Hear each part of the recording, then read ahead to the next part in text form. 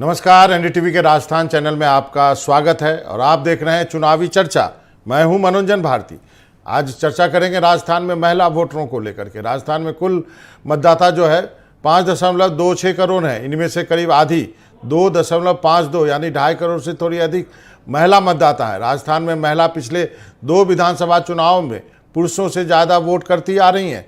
पिछले विधानसभा के आंकड़ों पर गौर करें तो साफ नज़र आता है कि 213 से लगातार चुनाव में महिलाएं जो हैं पुरुषों की तुलना में अधिकतर चुनाव के लिए अधिक संख्या में बाहर निकल करके आ रही हैं। 2013 में 74.7% महिलाएं थी पुरुषों के मुकाबले, 75.4% महिलाओं ने वोट किया था, करीब करीब 1% जो है अधिक है। जबकि 2018 में 73.5% पुरुष मतदाता थे तो 74.7% महिला मतदाता थी। ये आंकड़े जो हम कुछ दिखा रहे हैं, और ये आंकड़े हैं कि पुरुष वोट और जो महिलाएं जो किस तरह पार्टियों को वोट करती हैं, तो वो आंकड़े भी हमारे पास हैं। इन सब आंकड़ों के साथ हम ये जानने की कोशिश कर रहे हैं कि अभी तक जिस आबादी के बारे में बहुत ज़्यादा चर्चा नहीं की जाती है, जिसको साइलेंट वोटर माना जाता है, उसको लेकर पॉलिटिकल पार्टीज़ ने भी अपने जो है योजनाएं जो है खास लेकर के आई हुई हैं। यहाँ पे मैं आपको बता दूं, चाहे अशोक गहलोत की योजनाएं हो, चाहे केंद्र सरकार की योजनाएं हो, यही वजह है कि आपको चाहे वो गैस सिलेंडर की योजना हो या फिर बाकी जो मैटरनिटी लीव 12 की जगह 26 हफ्ते करना, तो ये सब ऐसी चीज़ है। बीजेपी के तरफ प्रधानमंत्री उज्ज्वला योजना की बात की जाती है। राजस्थान सरकार ने स्मार्टफोन दिया है महिलाओं को, तो ये सारी योजनाएं महिलाओं को केंद्रित करके है। 500 रुपये में गैस सिलेंडर देने की बात जो है अशोक गहलोत ने की है।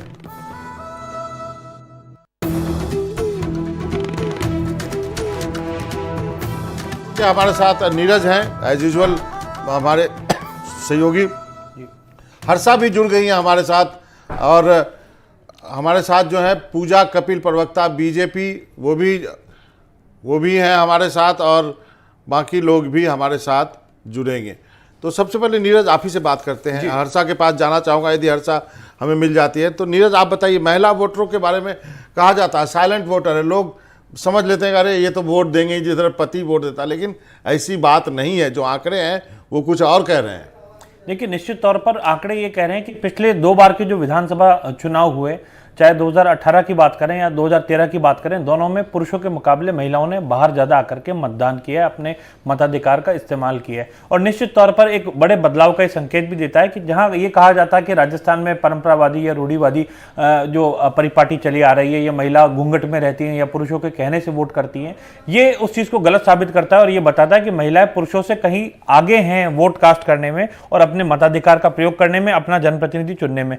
क्योंकि जो पुरुष हैं ज़्यादातर काम के लिए बाहर निकलते हैं, आज भी ऐसा महिलाएं भी काम के लिए बाहर जा रही हैं, लेकिन महिलाएं जो घरेलू महिलाएं वो भी बड़ी संख्या में बाहर निकलती हैं वोट कास्ट करने के लिए। और बड़ी बुजुर्ग महिलाएं जो हैं वो भी हम देखते हैं नज़ारे, राजस्थान में जब मतदान होता है तो अपने मताधिकार का इस्तेमाल करने के लिए वोट डालने के लिए जाती हैं, क्योंकि उनका कहना यह होता है कि 5 साल के लिए हमको जो जनप्रतिनिधि जिससे हमारा वास्ता पड़ना है उसको चुनने का आज हमारा दिन है, तो आज ये हमारा लोकतांत्रिक अधिकार है, इसका हम इस्तेमाल करेंगे। तो निश्चित रूप से एक बड़ी बदलाव को और बड़ी भूमिका को ये बताता है। ये आंकड़े जो हैं ये आंखें खोलने वाले आंकड़े। जी हाँ, ये आंकड़े आंखें खोलने वाले हैं, क्योंकि आप आंकड़े देखेंगे तो 2003 से लेकर 2018 तक आप देखते हैं तो किस तरह महिलाओं का प्रतिशत जो है वो बढ़ता गया। आप देख सकते हैं 2018 में जो है 74.7% यानी करीब करीब 1% जो है वो अधिक है महिलाओं ने वोट किया है।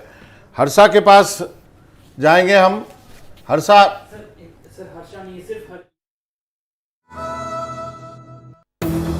हमारे साथ जुड़ी हुई अनुश्री है, हमारे साथ है। अनुश्री आप बताइए, ये जो आंकड़े हम दिखा रहे हैं आज, ये जो महिलाओं के बारे में जो साइलेंट वोटर होता है, जिसको बहुत आदमी लोग बहुत तवज्जो नहीं देता है, लेकिन मैंने पश्चिम बंगाल में भी जब देखी थी आधे किलोमीटर से ज़्यादा लंबी लाइन, तो मुझे पता चल गया था कि वहाँ पर कौन जीतने वाला है। तो ये वोटर जो है वो उतना ज़्यादा फोकस में नहीं रहता है मीडिया के या नेताओं के, लेकिन ये अपना काम कर जाता है। जी देखिए, निश्चित तौर पे बिल्कुल आप सही कह रहे हैं, महिलाओं की भागीदारी बहुत ज्यादा बढ़ गई है। और जैसा कि वोट देने का अधिकार सबको होता है, चाहे महिला हो चाहे पुरुष हो, तो महिला आज हर स्थिति में समझ रही है, घर संभालने के साथ साथ उनको सियासी चीजें भी पता हो रही है और राजनीतिक जो समीकरण है वो भी पता होते हैं। वो अपना जो भी नेता है वो चुनना जानती है और उसी हिसाब से पुरुषों के मुताबिक इक्विवेलेंट महिलाओं का भी वोट प्रतिशत बढ़ रहा है। लेकिन क्या ये जो एक जो धारणा है कि घर में जो डिसाइड होगा, जो बड़े बुजुर्ग डिसाइड करेंगे, जो पति डिसाइड करेगा, जो भाई डिसाइड करेगा, क्या उसको ही वहीं जाके महिला वोट देगी? मुझे लगता है इस मिथक को महिलाओं ने तोड़ा है। आप क्या मानती हैं? जी बिल्कुल बिल्कुल, आप सही बात कह रहे हैं। ये सिर्फ एक धारणा बना दी गई है। जैसे कि अपन आदिकाल की बात ले ले तो स्टार्टिंग से जो पुरुष प्रधान समाज चलता आ रहा है, तो उस कारण इस तरीके से की रूढ़िवादी परंपरा बना दी गई है। लेकिन आज की स्थिति देखें तो महिलाएं एजुकेटेड भी हो गई है और वो खुद सारी चीजें समझ पा रही है कि उनको क्या करना है क्या नहीं करना है। तो ये स्थितियां बिल्कुल गलत है कि हाँ, पुरुषों के कहने से या किसी और के कहने से हम हमारा वोट कास्ट करेंगे, हमको जो सही लग रहा है उसी अकॉर्डिंगली महिलाएं वोट कास्ट करेगी। आज की महिला बहुत परिपक्व है, एजुकेटेड है और वो अपना भला बुरा जानती है।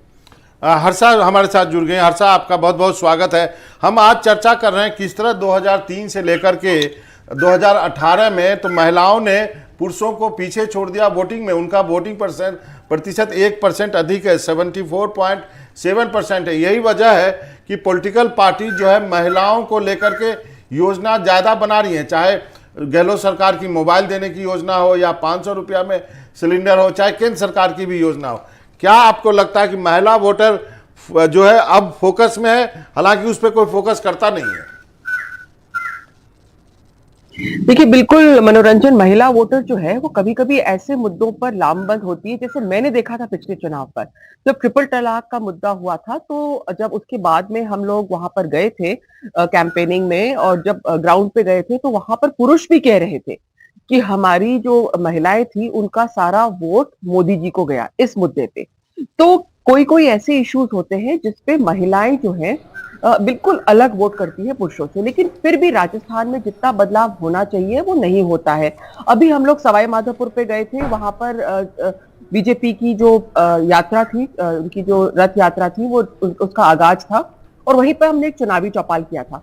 और मैं आपको बता दूं कि मेरे को वहां पर चुनावी चौपाल करने में इतनी मुश्किल आई, क्योंकि मैंने वहां पर खाट रखी और मैंने महिलाओं को बोला कि आप यहाँ पर खाट पे बैठ जाइए। 2-3 खाट रखी थी हमने। अब वो खाट पे बैठने की तैयार नहीं हुई, मुझे बिठा दिया उन्होंने कुर्सी पे। सब आसपास खड़ी हो गई, घूंघट करके खड़ी हो गई और कह रहे कि आदमी यहाँ पर है, हम खाट पे नहीं बैठेंगे। तो जो महिला खाट पे अपने घर के पुरुषों के सामने नहीं बैठती है, तो जाहिर बात है कि जब वोट भी डालना होगा तो कहीं ना कहीं वो पुरुष के कहने पे ही डालती है। भले ही महिला वोटर लार्ज नंबर्स में बाहर आ रही है, पर वो कितना इंडिपेंडेंटली वोट कर रही है, ये बहुत बड़ा सवाल है और इस पे गौर करने की जरूरत है। आपने सही कहा, भले ही वो खाट पे नहीं बैठती हो, लेकिन पुरुषों के खाट खड़ी करने में भी पीछे नहीं रहती है महिलाएं। ये बात तो साबित हो गया। लेकिन मेरा एक और सवाल है हर्षा आपसे, क्या यदि महिला नेत्री हो या महिला नेता हो तो महिलाओं का झुकाव उधर स्वाभाविक होता है क्या? हालांकि पिछले साल जो वोटिंग हुई है उसमें हमारे पास जो आंकड़े हैं उसमें महिलाओं ने इस बात को गलत साबित किया है। जी देखिए, कुछ महिला लीडर्स ऐसे होते हैं जिनसे लोगों का जुड़ाव हो जाता है। जैसे मैंने देखा है वसुंधरा राजे को लेकर, जब भी वो जाती हैं तो महिलाओं का उनकी तरफ खास आकर्षण रहता है और वो अपने आप को, मतलब एक तरह से वो रोल मॉडल है। वो महसूस करती है कि अगर ये यहाँ पर पहुंच सकती है तो क्यों नहीं हमारे लिए भी कुछ होगा। लेकिन ऐसा जरूरी नहीं है, क्योंकि काफी दूसरे मापदंड रहते हैं। अगर आप स्पेसिफिकली उनको टारगेट करो, जैसे अभी अशोक गहलोत, उनको स्पेसिफिकली महिला वोट बैंक को आप देख रहे हैं कि वो टारगेट कर रहे हैं। वो अच्छे से समझ गए हैं कि किस तरह से चुनाव लड़ा जाना चाहिए। तो आप देखिए कि वो अगर जब वो संवाद भी करते हैं तो उसमें बड़ी तादाद में महिलाओं को वो बिठाते हैं। जैसे गैस सिलेंडर वाली योजना है या मोबाइल फाइन लोन योजना है, फिर उसमें ना सिर्फ वो देते हैं, वितरण करते हैं, लेकिन महिलाओं को वहां बिठाकर उनसे संवाद भी करते हैं, यानी कि मैसेजिंग भी करते हैं। तो जरूरी नहीं है कि अगर महिला नेता हो तो उसको ज्यादा वोट मिले, शायद ये जरूरी नहीं है। लेकिन विमेन्स इश्यूज जो है उसको अब महिलाएं समझने लग गई हैं और वो ये भी समझने लगी है कि उनका जो वोट है वो अलग है। लेकिन जैसे मैंने कहा कि मुझे अभी फिर भी नहीं लगा है, जहां जाति और समाज का सवाल आता है तब ज्यादातर महिलाएं जाति और समाज के साथ जाती है। चलिए, एक आप हमारे साथ बने, नीरज को यहाँ पे लाता हूँ जी, आपके पास आऊँगा। आप नीरज, यदि पिछले बार देखें 2018 में तो 40% महिलाओं ने जो है कांग्रेस को भी वोट दिया और 40 महिलाओं ने बीजेपी को भी वोट दिया। पुरुष जो है वो बीजेपी को 39 दिया और पुरुष ने 40 वोट किया, जिससे कि कांग्रेस जीती है। तो महिलाओं, कोई ज़रूरी नहीं है कि महिला नेत्री हो तो उन्हीं की तरफ महिलाओं का झुकाव है, वो अभी अब अपना नफ़ा नुकसान देखने लगी हैं। निश्चित तौर पर नफा नुकसान तो महिलाएं देखती हैं, साथ ही ये भी देखती हैं कि कौन सा अच्छा प्रत्याशी है जो हमारे लिए काम कर सकता है और किसने विकास के जो हैं वादे किए हैं और पिछला उसका क्रेडेंशियल्स क्या रहे हैं। तो क्रेडेंशियल्स महिलाओं की खासियत ये रहती है कि जल्दी से भूलती नहीं है महिलाएं, पिछला क्रेडेंशियल्स जो है वो चेक करती हैं और साफ स्वच्छ जो राजनीति की बात करते हैं तो वो महिलाएं खास तौर पर उस चीज पर फोकस करके रखती हैं। हालांकि पुरुषों के लिए कहा जाता है और चुनाव के अंदर ये कहा जाता है कि कहीं शराब बढ़ जाती है, कहीं पैसा बढ़ जाता है, लेकिन महिलाएं इन चक्करों के अंदर कभी नहीं आती है। महिलाएं खास तौर पर ये देखती हैं हमारी घरेलू रसोई का बजट जो है वो किससे प्रभावित हो रहा है, कौन सा नेता या नेत्री ऐसी है जो कि हमारे लिए और हमारे बच्चों की एजुकेशन के लिए, स्वास्थ्य के लिए कुछ कर रही है। तो इन चीजों पर ज्यादा ध्यान जो है महिलाओं का रहता है। और ये जो धार्मिक आधार पर जो बातें होती हैं, इसमें ये माना जाता है कि महिलाओं के मुकाबले जो पुरुष हैं वो जल्दी से इन चीजों के अंदर आ जाते हैं, क्योंकि ज्यादातर टाइम पुरुषों का बाहर रहता है, लोगों के बीच में रहता है और जरा जरा सी बातों के अंदर जो है भावनाएं प्रभावित होती हैं। महिलाओं को पूरा अपना घर देखना पड़ता है, बजट देखना पड़ता है, समाज में बच्चों की परवरिश करनी पड़ती है। तो एक अलग सोच के साथ में महिला का जो वोट है वो वोट होता है। और इसके साथ ही बता दें, महिलाओं की जो आबादी है वो विधानसभा के अंदर भी संख्या उनकी जो है वो बढ़ती जा रही है। 2018 में 24 महिला विधायक चुन करके आई, इनमें से बीजेपी की 10 रही, कांग्रेस की 12 रही, 2 अन्य थी। 2013 में 22 जो हैं वो कांग्रेस बीजेपी की रही, 1 कांग्रेस की रही, 5 अन्य रही।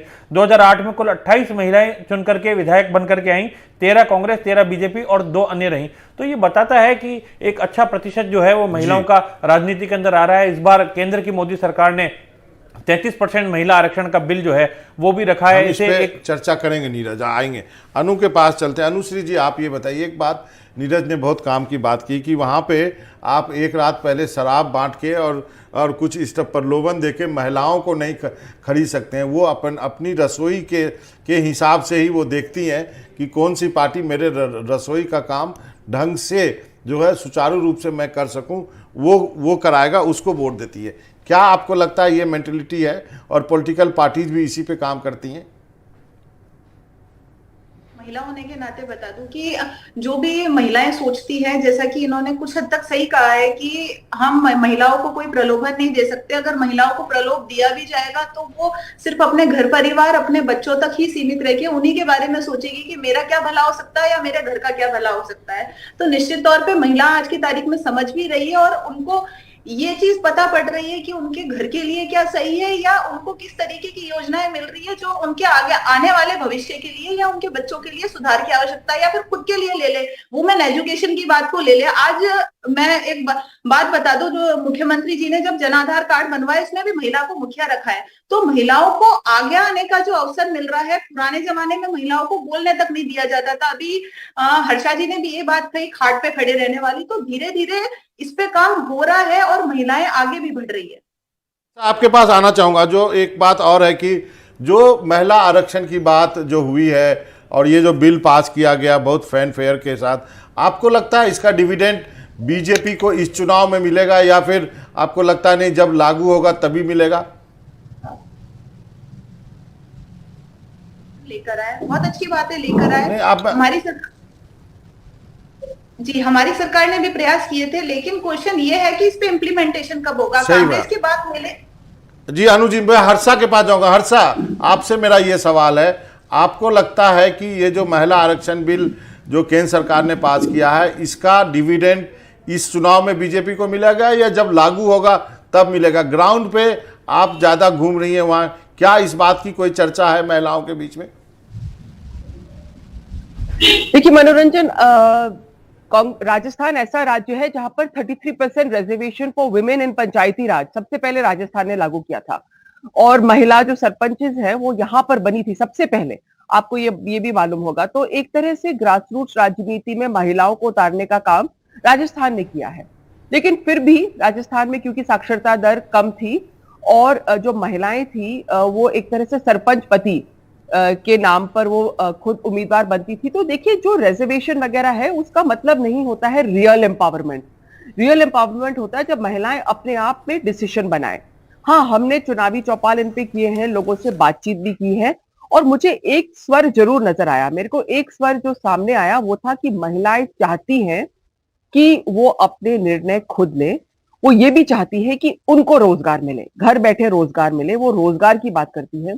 उनको चाहिए कि उनके हाथ में पैसा आए, लेकिन वो ये भी समझती है कि तुरंत इस चुनाव में रिजर्वेशन एक तरह से उनको सशक्तिकरण नहीं मिल रहा है। जी। दूसरी बात, महिला ये भी साफ कहती है कि ऐसा जरूरी नहीं है कि अगर महिला नेता होता है तो वो हमारे वादे पूरा करेगी। वो कहती है कि चाहे पुरुष हो या महिला हो, जरूरी नहीं है कि वो वादे पूरे करते हैं। तो उसमें जेंडर का कोई रोल नहीं है जी। तो उस तरह से ना, महिलाएं, ऐसा नहीं है कि आपने महिला को खड़ा कर दिया तो सब महिलाएं एक तरफ हो जाएंगी। जी। महिला का जो अच्छा लग रहा है कि उसमें अब उनमें सोचने समझने की और परखने की क्षमता और बारीकी से इश्यूज को देखने की क्षमता अब दिखाई दे रही है। डिसीजन मेकिंग, इवॉल्व थिंकिंग बिल्कुल सामने आ रही है। लेकिन एक बात जो आपने याद दिलाई मुझे कि महिला सरपंच की, तो मुझे लगता है कि इंडिया में सबसे पहले महिला सरपंच की जो बात हुई थी वो राजस्थान की छवि राजावत की हुई थी, और आपने कई बार उनका इंटरव्यू भी किया है। तो भले ही साक्षरता कम हो, लेकिन राजस्थान जो है, इस मामले में राजस्थान के लोगों को धन्यवाद देना होगा, पब्लिक को।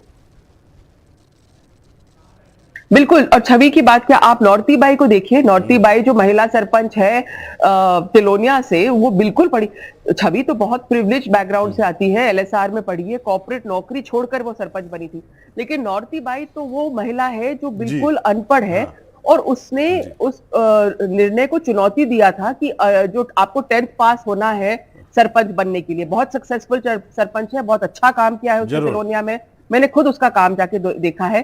लेकिन अब वो नहीं बन सकती है सरपंच क्योंकि वो 10th पास नहीं है। तो कौन कहता है कि आपको पढ़ा लिखा होना है सरपंच बनने के लिए? जरूर। बहुत, जब आज़ादी के बाद देश आज़ाद हुआ तो पूजा कपिल हमारे साथ जुड़ गई हैं। पूजा जी, आप देर से जुड़ी हैं, लेकिन हम डिस्कस कर रहे हैं कि महिला का वोटिंग परसेंटेज जो है वो काफ़ी राजस्थान में पिछले चुनाव में पुरुष से अधिक हुआ है, और वो एक डिसाइडिंग फैक्टर है। आपको लगता है कि एक गेम चेंजिंग चेंज है जहां तक भारतीय राजनीति की बात करें और राजस्थान में इस बार वोटिंग की बात करें तो? बिल्कुल मनोरंजन जी, महिला जिस तरह से वोट दे रही हैं, जिस तरह से वो राजनीतिक नेतृत्व में अपनी भागीदारी सुनिश्चित करने की बात हो, या उसमें पार्टिसिपेशन, या सत्ता में आने के लिए किस तरह की सरकार का किस तरह के प्रतिनिधियों को चुनने में जिस भारी तादाद में एकदम से महिला वोटर्स बढ़े हैं, और सारी पार्टियों ने आज ये नारी शक्ति बंधन अभिनंदन जो हमारा हुआ, ये जो बिल आया, ये भी इसीलिए पास हो पाया नहीं, ये वर्षों से लंबित पड़ा था कि आज नारी अपने वोटों को देने में पुरुषों से ज्यादा भारी पड़ रही है। तो निश्चित तौर पर ये गेम चेंजर होता है। नारी जब जब वोट देने की निकलती है, और आज आप सबसे बड़ी बात है कि पहले महिलाओं को एक घर के पुरुष ने कह दिया वो वोट डल जाएगा, लेकिन आज महिला अपनी बुद्धि से, अपनी समझ से उसके लिए कौन सी बेहतर सरकार है, कौन बेहतर व्यक्ति है, ये सोचकर वोट डाल रही है। तो बिल्कुल महिलाओं की वोटों की प्रतिशतता जिस तरह से बढ़ रही है, लोकतंत्र के पर्व में जैसे कहते हैं कि वोटों का जो प्रतिशत है वो भी बढ़ रहा है, और ये बहुत ही एक सकारात्मक कदम है एक अच्छी सरकार चुनने में, एक अच्छे जनप्रतिनिधियों को चुनने में। चलिए, बहुत अच्छा। आज मेरे पास पूजा जी इतना ही वक्त है, और अनु जी आपका, और हर्षा आपका, और नीरज आपका, आप सबका धन्यवाद।